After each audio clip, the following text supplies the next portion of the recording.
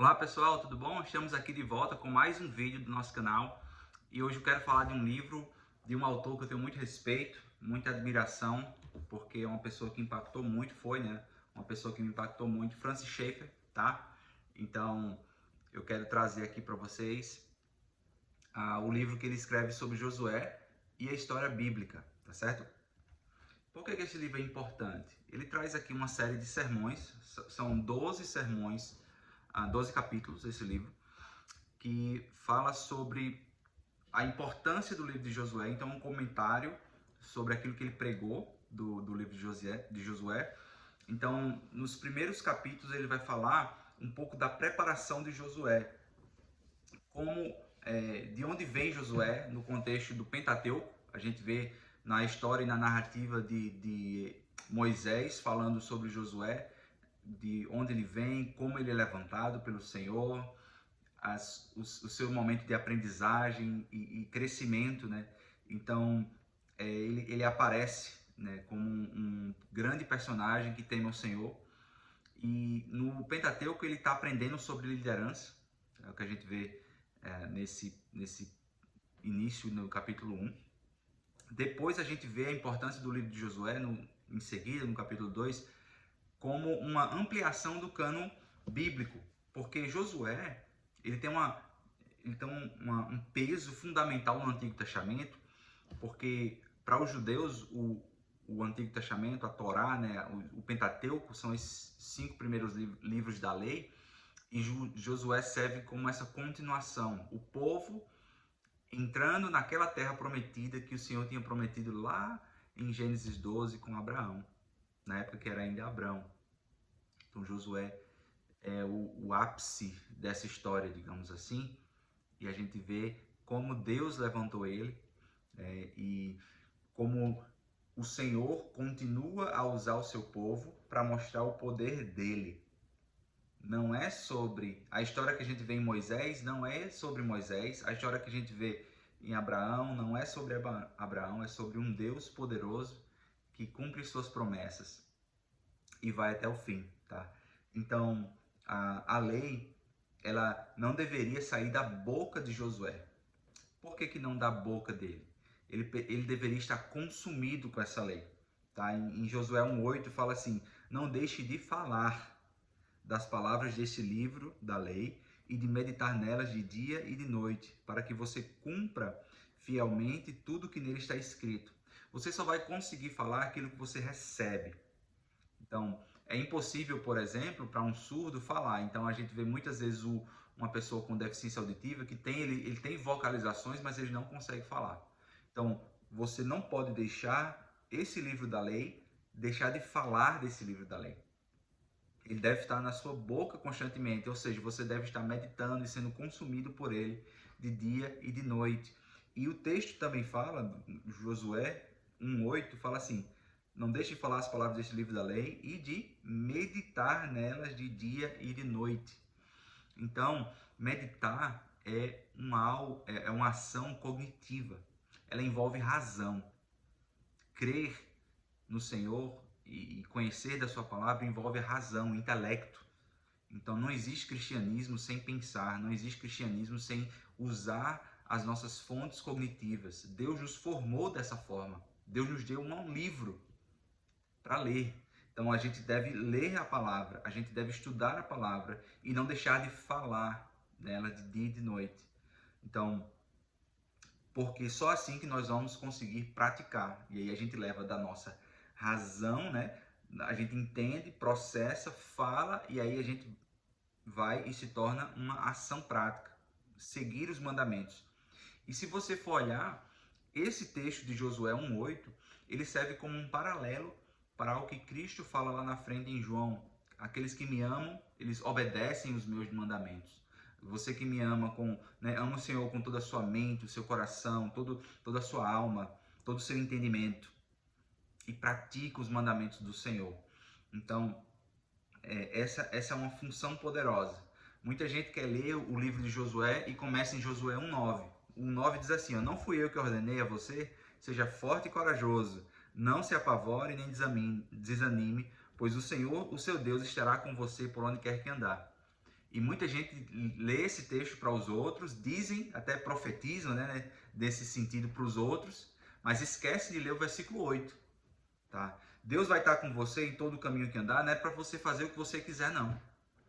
Aqui para Josué é uma missão clara, é uma missão específica, você vai meditar nessa palavra. Nesse livro da lei que eu dei a Moisés, Josué, você vai continuar e você não vai se cansar de buscar aqui nessa palavra. Olha o peso que é para Josué isso. E assim, quando você meditar, quando você ler e não sair da sua boca isso, e você vai trazer para as ações, aí sim Deus vai estar com você. Porque é sobre ele. Não é sobre Josué, não é sobre a história de Josué. Aqui o livro de Josué não é sobre quão valente e forte Josué é, mas na verdade é sobre quão misericordioso e quão cumpridor da sua palavra é o nosso Deus. Deus, ele cumpre a sua palavra e o poder é dele, tá? Então a gente vê no livro de Josué uma continuidade dessa aliança que Deus prometeu lá em Abraão e chega até Josué. Então existe uma porção nacional dessa aliança. O povo vai herdar uma terra física, mas existe também algumas coisas que são inegociáveis da aliança. Deus vai levantar uma geração. A gente vê lá em Gênesis, Deus dizendo, né, que vai multiplicar a geração, a promessa, os filhos, né, a descendência de Abraão, como a areia do mar, como as estrelas do céu. Isso não depende dele, isso é além. Mas existe também uma porção da terra para isso. Então Deus continua prometendo e cumprindo, e a sua aliança vai até o fim. No capítulo 4 a gente vê a história de Raabe, uma prostituta da terra dos inimigos que creu em Deus. Ela era forasteira, ela não era bem vista, uma posição social mal vista, mas do ponto de vista dos espias que entraram naquela terra, ela foi um abrigo. Então o texto fala que os espias, quando estão na casa dela, e ela diz assim, olha, eu vi do que as histórias do povo de Deus, do que Deus fez com vocês. Eu ouvi que Deus tirou vocês lá da terra do Egito e trouxe, e que essa terra é de vocês por herança. Olha a perspectiva dos espias no meio disso, observando a terra, eles observam que até as pessoas daquela nação, daquele lugar, já sabiam quem era Deus, um Deus poderoso.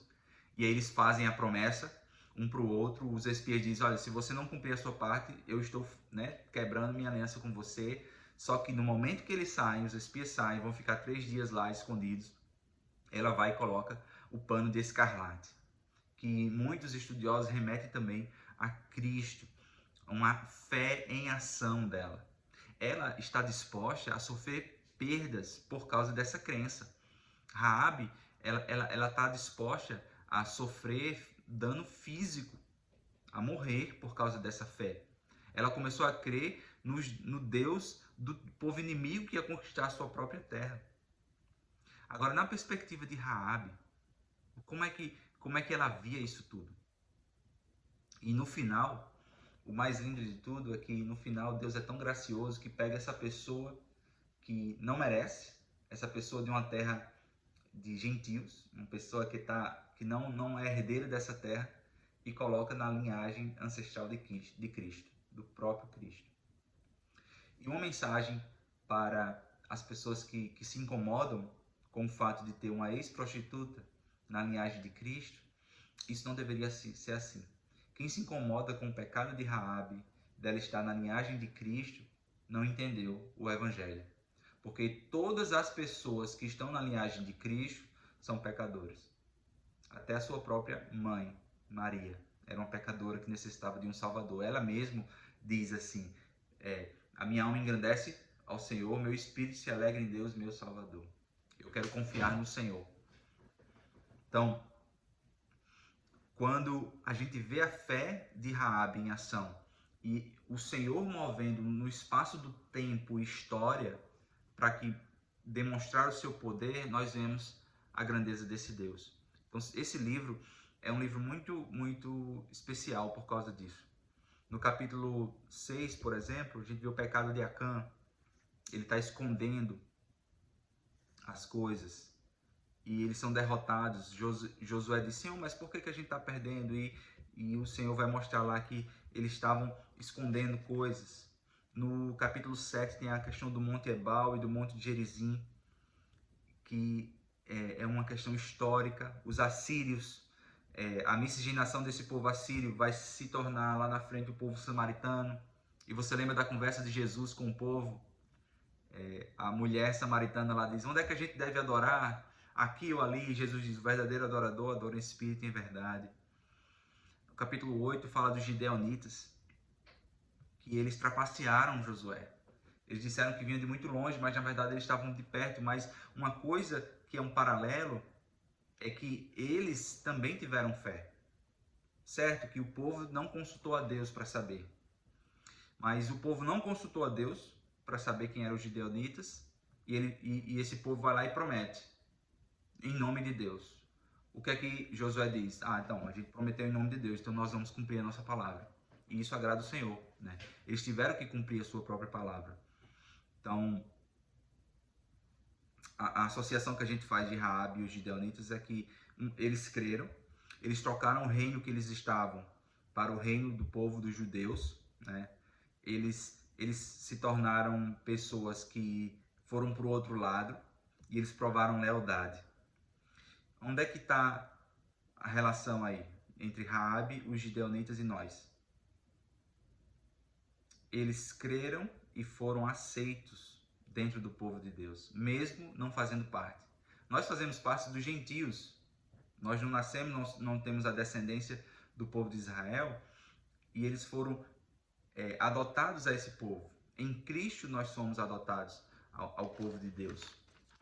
No capítulo 9 fala da fidelidade de Caleb, que com 80 e poucos anos diz: eu estou jovem como naquele dia que a gente foi espiar o povo. E ele está pronto para tomar posse do que já era dele. Ou seja, Deus não só deu a terra para eles, mas eles tinham que agir também. E eles foram lá, e Caleb foi lá para lutar pelo que era seu. O povo naquela época só queria o quê? Queria paz e queria os tributos. Ou seja, eles queriam as riquezas e os prazeres da terra. Mas Caleb estava disposto a lutar. No capítulo 10 a gente vê o leste e a oeste de Jordão, a divisão dos povos. A primeira metade do livro é sobre essa conquista da terra, a segunda metade é como esse povo é dividido. E a gente vê que a primeira divisão vai para Judá. Por que não vai para Rubens, se Rubens era o primogênito de Jacó? E nem Rubens, nem Simeão, nem Levi, eles tomam posse disso, da terra como primogênito. Só Judá. Por quê? Porque Rubem, a história em Gênesis fala que Rubem, ele se deitou com a concubina do pai. Simeão e Levi, eles armaram um plano para matar os povos que tinham a filha de Judá, a filha de Jacó, Diná, o filho do rei da terra vizinha, a tomou como mulher e queria se juntar a elas. E Simeão e Levi pediram que eles fossem circuncidados, e eles foram, ficaram fracos, eles armaram tudo isso para matar os homens daquela terra. E por causa desse plano, Jacó profetizou sobre eles que eles não teriam parte com o povo da terra. Sendo que o povo de Levi, quando estavam mais à frente, né, na época de Moisés, quando saíram do Egito, e Moisés estava lá adorando a Deus, Deus estava escrevendo os 10 mandamentos com seu próprio dedo nas tábuas de pedra. Eles voltaram, Moisés voltou do monte e viu o povo adorando ao bezerro de ouro, e os levitas não estavam adorando. Então Deus prometeu a esses que eles cuidariam do templo e das coisas de Deus a partir daí. Então eles não herdaram terra, mas tiveram parte com as coisas de Deus. Então a divisão veio para Judá, para os filhos de Josué, que foi Manassés e Efraim. Efraim teve a maior parte do que Manassés, a mão trocada de Jacó. No final de Gênesis a gente vê isso. Benjamim, ele fica entre Judá e os filhos de José. A Bíblia fala que Moisés tem prometido, né, que o amado do Senhor habitará seguro com ele todos os dias e o protegerá, ele descansará nos seus braços. E você vê até que na divisão dos reinos, quem fica com Judá é o povo de Benjamim, eles que permanecem nessa divisão. E aí o fim do tempo de conquista acontece, os homens que lutaram juntos, trabalharam por muitos anos lutando juntos, eles voltam para suas casas e eles observam que alguns homens tentaram adorar, levantaram um altar para se lembrar do que o Senhor fez. E esses homens que estavam lutando juntos agora voltam e dizem assim, alguma coisa precisa ser feita contra eles, porque isso é adoração a outro Deus, e a gente sabe o que acontece, que Deus ele é firme em relação a quem adora os outros deuses. Ou seja, esse povo que estava lutando juntos há 7 anos, estavam indo cada um para suas casas, ouviram que um deles, no norte, estava levantando um altar. E eles pensavam que era para outro Deus. E aí eles dizem, não, a gente não pode aceitar isso. Alguma coisa tem que ser feita. E eles vão lá e vão investigar. Eles enviam uma pessoa para perguntar o que aconteceu. Isso é uma ação de graça também. E eles estavam prontos a lutar com essas pessoas mesmas que eles lutaram lado a lado para acabar, né, com uma adoração a outro Deus. Porque a santidade de Deus é muito maior do que uma ligação entre eles, né? Então existe uma questão de santidade e amor. Tá? Por fim, no capítulo 11, tem as cidades de refúgio, para aqueles que matavam alguém sem ter intenção de ser um homicida, e aí, para evitar o vingador, eles iam para essa cidade de refúgio, eles fazem uma comparação com Cristo, e essa cidade de refúgio, e no final, a despedida de Josué. Josué diz aquele versículo clássico, né? Escolhei.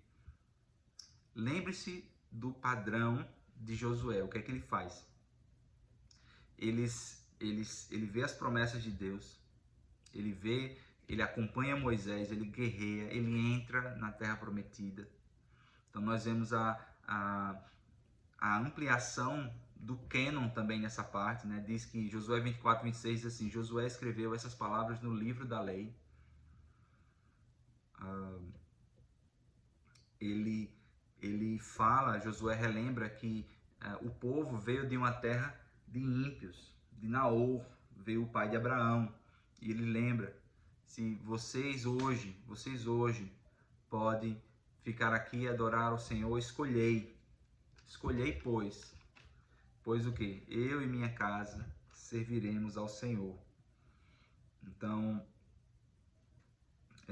Josué está dizendo assim, eu e a minha casa serviremos ao Senhor. Mas não é uma frase somente falando do futuro. Do hebraico, o texto serviremos, o verbo serviremos, está dizendo assim, eu escolhi servir ao Senhor, pela minha história, né, Josué está dizendo, e eu vou escolher servir ao Senhor. Isso prova o caráter de Josué. Ele diz assim, eu escolhi durante toda a minha vida servir ao Senhor, eu vou continuar seguindo nos caminhos do Senhor. E ele diz, né, olha, os que escolherem o caminho do Senhor vão ter as consequências, e os que não escolherem também vão ter outras consequências. E a gente vê a história se concretizando nos livros de Juízes, de Reis.